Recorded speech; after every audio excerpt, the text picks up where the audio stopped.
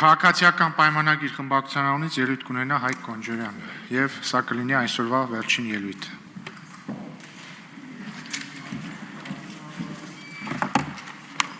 Ազգային ժողովի մեծարգո նախագահ, հարգելի գործընկերներ, ժանրի կանոններով Հայաստան դաշինքը լքում է ազգային ժողովի նիստերի դալիճը, երբ որ ես ելույթ եմ ունենում։ Սա մի բան էր, որի մասին ես խոսել եմ նաև իմ թեկնածության ընտրության ժամանակ եւ դա իհարկե նույնիսկ ապացուցման կարիք չուներ։ Հարգելի գործընկերներ, մեր ընդդիմադիր գործընկերները ուժեղ Հայաստան խմբակցությունը, Հայաստան խմբակցությունը, Հայաստանի արտաքին քաղաքականության վերաբերյալ մեր քննարկումներում մի հատ կարմիր թել են տանում։ Եվ ասում են, որ այ գիտեք ինչ որ անում եք, օրինակ ուժեղ Հայաստանն ասում է, որոշ բաների հետ համաձայն ենք, Հայաստան խմբակցությունն ասում է համաձայն չենք, բայց մի հատ գլխավոր բան են ասում են, որ այ բա երաշխավոր է, բա երաշխիքը։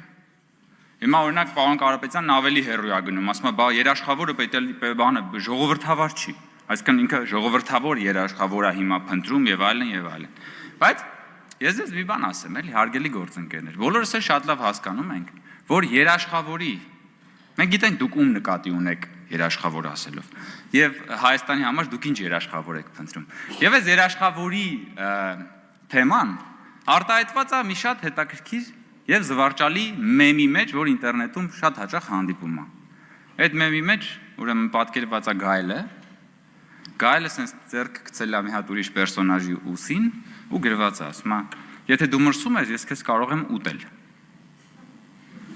Էսա ձեր երաշխավորը։ Ձեր պատկերացրած երաշխավորը Հայաստանի համար այն է, որ եթե դու մրսում ես, ես քեզ կարող եմ ուտել եւ խնդիրը կլուծվի, դու էլ չես մրսի։ Հիմա հարգելի գործընկերներ, պարոն Քոչարյանը այստեղ, Լևոն Քոչարյանը այստեղ խոսեց բանի մասին, մեր աշխարհագրական դիրքի մասին եւ ասում էր, որ այդ մեր աշխարհագրական դիրքը մեզ համար ստեղծում է սպառնալիքներ եւ ինքը խոսում էր սպառնալիքներից եւ այլն, բայց պարոն Քոչարյանը մոռանում էր ասել, որ իրենց քաղաքական թիմի առաջնորդը եւ իր հայրը այդ աշխարհագրական դիրքը, այդ բոլոր սպառնալիքները, այդ միջավայրը տեսնելով, հաշվի առնելով 10 տարի նախագահ աշխատած մարդը հայտարարում է, որ Հայաստանը չպետք է բավարարվի իր 29743 կիլոմետր տարածքով։ Ընդ որում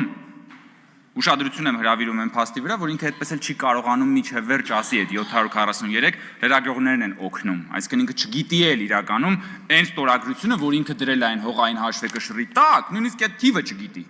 Եվ հիմա պարոն Քոչարյանը եկել է ասում է, որ դե գիտեք մեր աշխարհագրական դիրքը։ Մի հատ շատ լավ գիրք կա,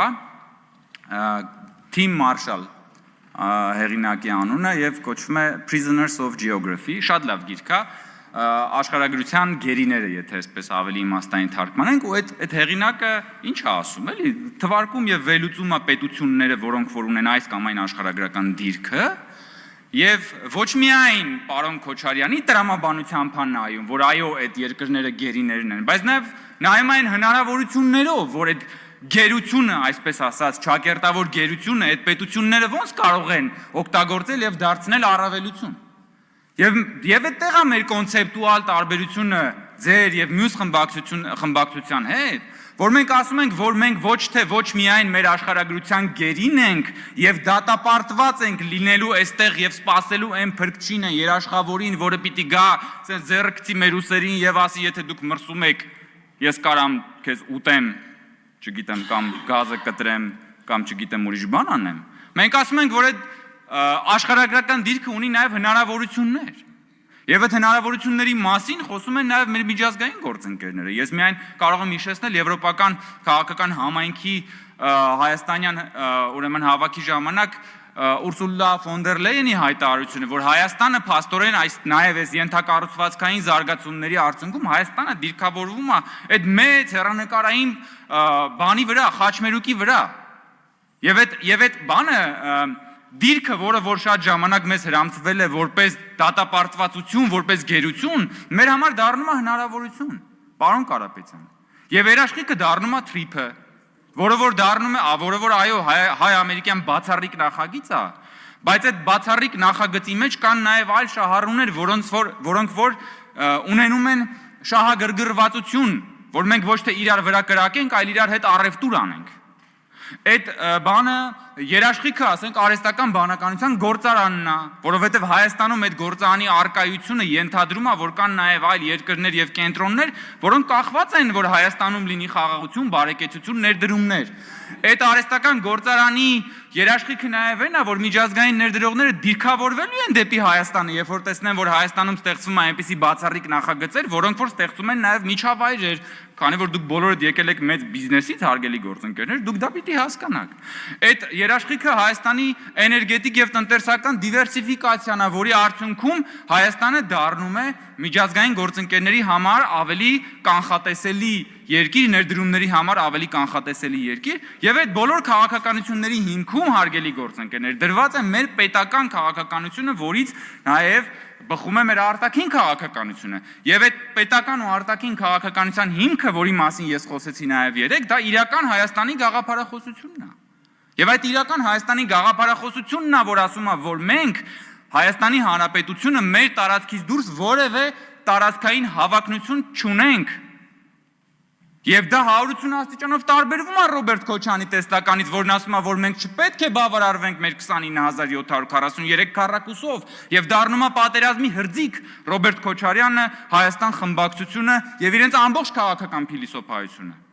Եվ այդ իրական Հայաստանի տրամաբանության մեջ է, որ մենք նաև ինչ ենք ասում, արտաքին քաղաքականության մեջ մենք ասում ենք, որ իրական Հայաստանի գաղափարախոսությունը պիտի ամրապնդի մեր անկախությունը։ Եվ ասում ենք անկախությունը քչերից կախվածությունը շատերից կախվածության փոխարինելն է, որովհետև երբ որ դու քչերից ես կախված, դու տանում ես բոլոր ձվերը դնում ես նույն զամբյուղի մեջ, եւ այդ քչերը կամ այդ միակը մի օր վերցնում է այդ զամբյուղը եւ ասում է ես գնացի, հաջող, կամ ասում է եթե մրսում ես ես քեզ կուտեմ։ Ձեր ճաշակի համաձայն, ոնց կուզեք, տենց հասկացեք։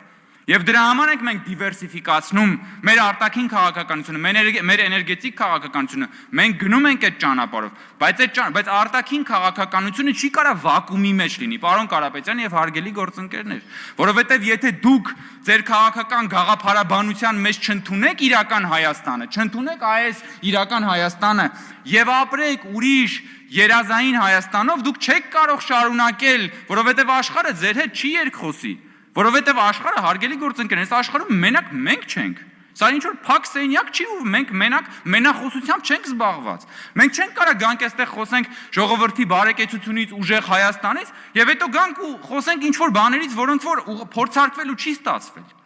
Կամ եկել են, չգիտեմ,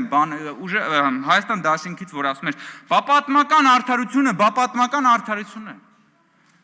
Ո՞րն է պատմական արդարությունը։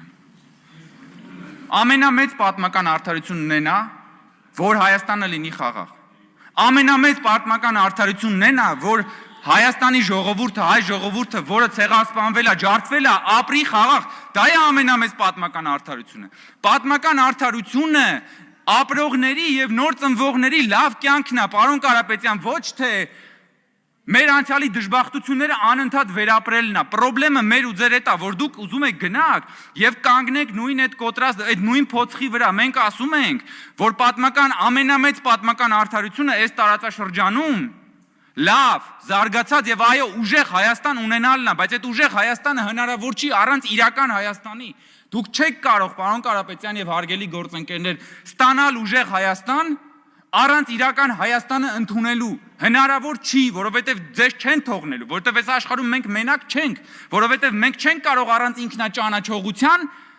ինքներս մեզ ընդունելու, ստիպենք որ աշխարհը մեզ ընդունի, չի լինում տենց ուղակի, որովհետև մենք մենակ չենք այս աշխարհում, մենք մենակ չենք, մենք պիտի դադարենք ապավինել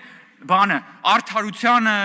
բարեգթությանը, արդարամտությանը, դուք եք չէ նաև ասում, որ արդարամիտ չեն, այո, իսկ ով ասեց, որ պիտի լինեն արդարամիտ, բոլոր երկրները ունեն իրենց շահերը, եւ միջազգային հարաբերությունները շատ կոպիտացած նման է շուկայի, եւ այդ շուկայում բոլորը գալիս են պետությունները, ինչ որ բան առնելու, ինչ որ բան ծախելու, եւ եթե դու չունես ծախելու բան, եթե դու չունես ծախելու ապրանք, դու դառնում ես ապրանք, որ ուրիշները քեզ ծախեն, Եվ մենք ասում ենք, որ մենք թույլ չենք տալու, որ Հայաստանը դարձնեն ապրանք, ինչպես որ դարձրել են ապրանք այդ աշխարհաքաղաքական շահերի զոհասեղանին դնելու եւ վաճառելու համար։ Մենք ասում ենք, որ մենք բան ունենք տալու այս աշխարհին։ Մենք ասում ենք, որ մենք բան ունենք եւ այդ բանը շատ կարեւոր է եւ շատ արժեքավոր է։ Եվ սա է պատմական արդարությունը։ Պատմական արդարությունն է նա, որ Հայաստանի ժողովուրդը սեփական երկրում ապրի ազատ, ժողովրդավար, բարեկեցիկ, ուժեղ եւ դա է պատմական արդարությունը։ Եվ հենց այդ պատմական արդարության ճանապարհով ենք մենք գնում։ Եվ պարոն Խանդանյանին իմ ամբողջական աջակցությունը որպես հանձնաժողովի նախագահի տեխնացու շնորհակալություն։ Շնորհակալություն։